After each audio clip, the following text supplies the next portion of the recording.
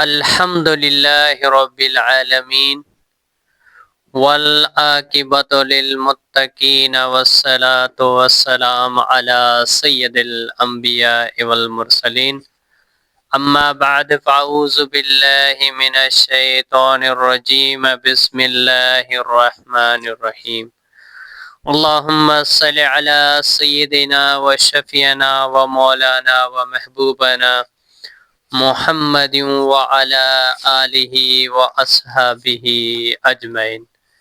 अज जो मुझो मौज़ू है अल्लाह जल जलाल जल शानहु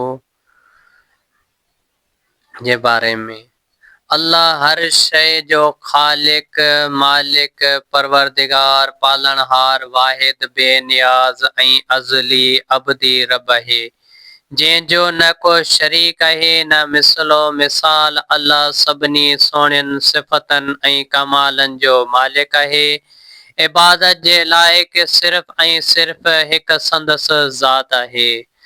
अल्लाह वाहिद अहद समद ज़ात आहे जेको वाजिबुल वजूद आहे।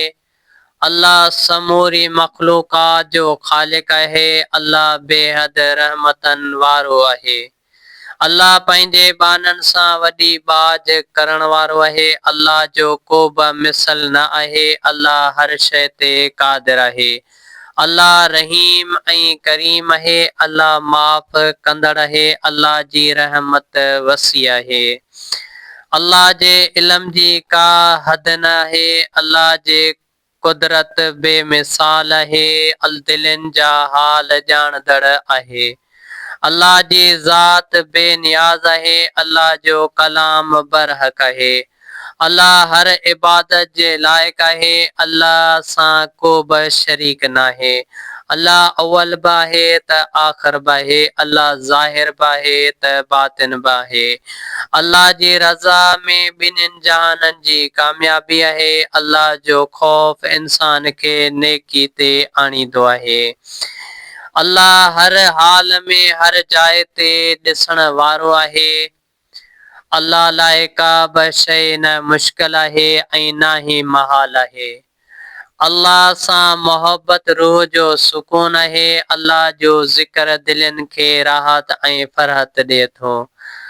अल्लाह सां बंदगी जो ताल्लुक़ इंसान जी ज़िंदगी जो हुस्न आहे। अल्लाह जो हर फ़ैसिलो हमेशा हक़ ते ॿधल हूंदो आहे। अल्लाह जी हर कम में हिकमत हूंदी आहे। अल्लाह जी रज़ा सभिनी मक़सदनि खां आला आहे। अल्लाह जी मोहब्बत खां सवाइ ज़िंदगी बेकार आहे। अल्लाह जो शुक्र अदा करण नेमतनि खे वधाईंदो आहे। अल्लाह जी रहमत ना उमीदी खां बचाए थी। अल्लाह जी नाफरमानी बर्बादी जो रस्तो आहे। अल्लाह खे यादि करण खुश नसीबी आहे।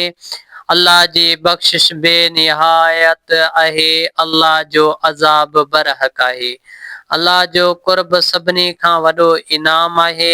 अल्लाह हर जगह अल्लाह हर ॻाल्हि जो बहितर इल्म रखंदड़ आहे। अल्लाह के दिल सां सॾण जो असर ज़रूर थींदो आहे। अल्लाह जी मखलूक जी मदद करण संदसि रज़ा जो सबब आहे। अल्लाह हर मुश्किल खे आसान करण वारो आहे। अल्लाह सबर कंदड़नि सां गॾु आहे। अल्लाह सचाई खे पसंद करे थो। अल्लाह जी रज़ा में ई इज़त आहे।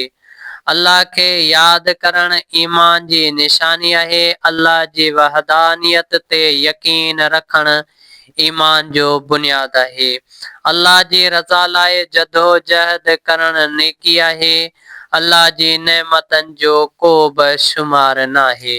अगर वीडियो तव्हांखे पसंद आई हुजे त लाज़मी शेयर कंदा। असांखे इजाज़त ॾींदा। अल्लाह हाफ़िज़।